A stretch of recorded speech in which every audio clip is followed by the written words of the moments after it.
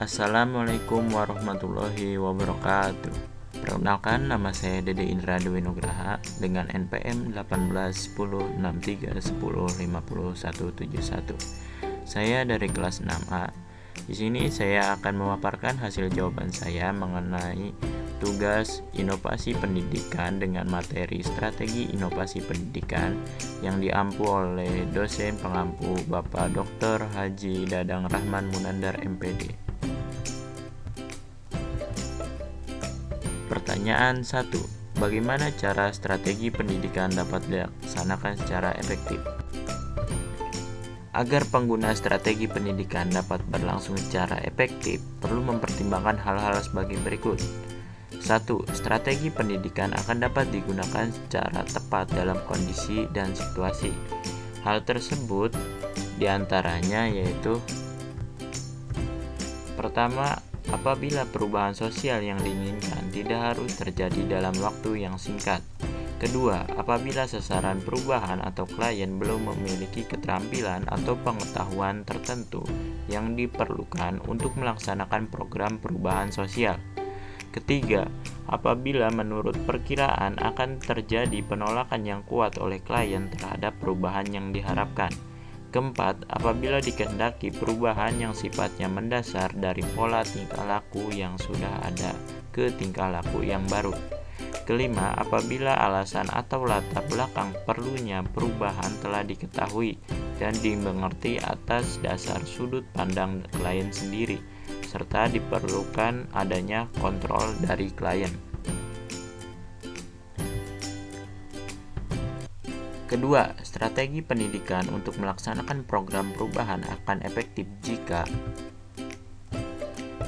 pertama, digunakan untuk menanamkan prinsip-prinsip yang perlu dikuasai untuk digunakan sebagai dasar tindakan selanjutnya sesuai dengan tujuan perubahan sosial yang akan dihadapi. Kedua, disertai dengan keterlibatan berbagai pihak, misalnya dengan adanya sumbangan dana, donatur, serta berbagai penunjang yang lain. Ketiga, digunakan untuk menjaga agar klien tidak menolak perubahan atau kembali ke keadaan sebelumnya.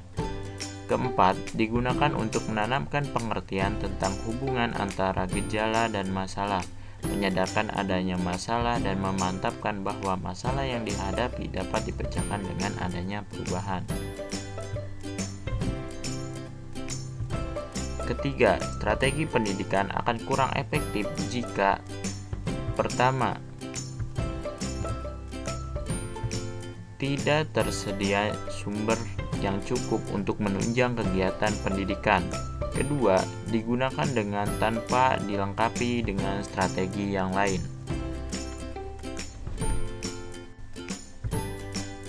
Pertanyaan 2. Apa saja hal-hal yang menjadi pertimbangan dalam berhasilnya penggunaan strategi bujukan?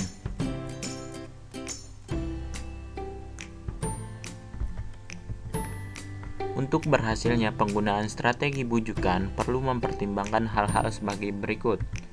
1. Strategi bujukan tepat digunakan bila klien atau sasaran perubahan diantaranya tidak berpartisipasi dalam proses perubahan sosial. Kedua, berada pada tahap evaluasi atau legitimasi dalam proses pengambilan keputusan untuk menerima atau menolak perubahan sosial.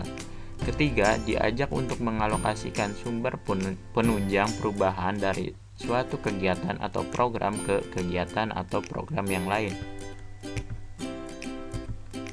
Kedua, strategi bujukan tepat digunakan jika: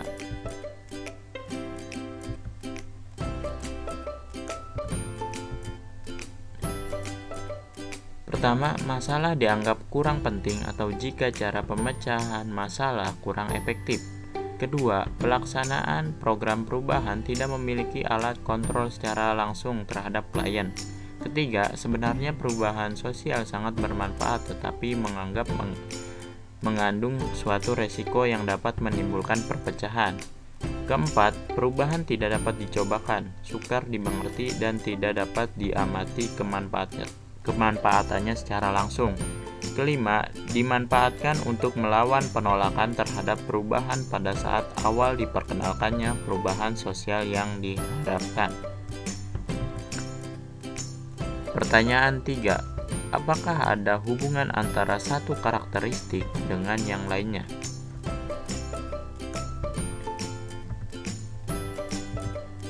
Everett M. Rogers tahun 1993 mengemukakan karakteristik inovasi yang dapat mempengaruhi cepat atau lambatnya penerimaan inovasi sebagai berikut. 1. Keuntungan relatif. Kedua, kompatibel. Ketiga, kompleksitas. Keempat, reliabilitas. Kelima, dapat diamati. Pertanyaan 4. Apa faktor yang menentukan efektivitas pelaksanaan program perubahan sosial?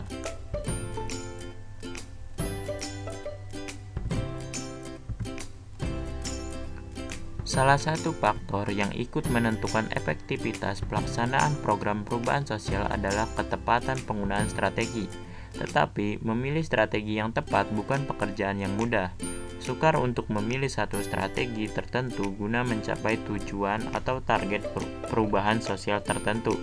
Karena sebenarnya berbagai macam strategi itu terletak pada suatu kontinum dari tingkat yang paling lemah atau sedikit tekanan paksaan dari luar ke arah yang paling banyak atau kuat tekanan paksaan dari luar. Dan dapat digambarkan sebagai berikut. Dari tingkat yang paling lemah tekanan dari luar ke arah tingkat yang paling kuat tekanan dari luar. Namun demikian, jika pelaksanaan program perubahan sosial memahami berbagai macam strategi, akan dapat memilih dan menentukan strategi mana yang akan diutamakan untuk mencapai suatu tujuan perubahan sosial tertentu, walaupun sebenarnya ia akan mengkombinasikan berbagai macam strategi. Pertanyaan 5. Karakteristik inovasi dapat mempengaruhi cepat atau lambatnya penerimaan inovasi. Menurut Everett M. Rogers tahun 1993, karakteristik inovasi diantaranya adalah keunggulan relatif dan kompatibel. Kemukakan pendapat Anda mengenai perbedaan kedua karakteristik tersebut. Perbedaan karakteristik inovasi antara keunggulan relatif dan kompatibel yaitu di mana kompatibel lebih mengedepankan nilai, pengalaman, dan kebutuhan penerima, di mana inovasi yang tidak sesuai dengan nilai atau norma yang diyakini oleh penerima tidak akan diterima secepat inovasi yang sesuai dengan norma yang ada.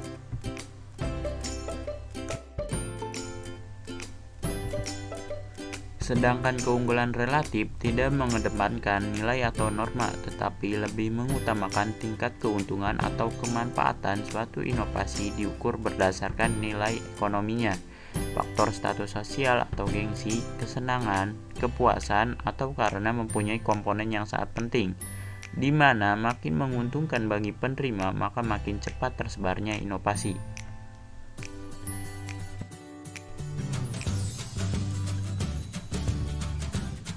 Mungkin cukup sekian presentasi yang dapat saya sampaikan. Semoga bermanfaat bagi kita semua. Saya ucapkan terima kasih atas perhatiannya. Saya akhiri. Wassalamualaikum warahmatullahi wabarakatuh.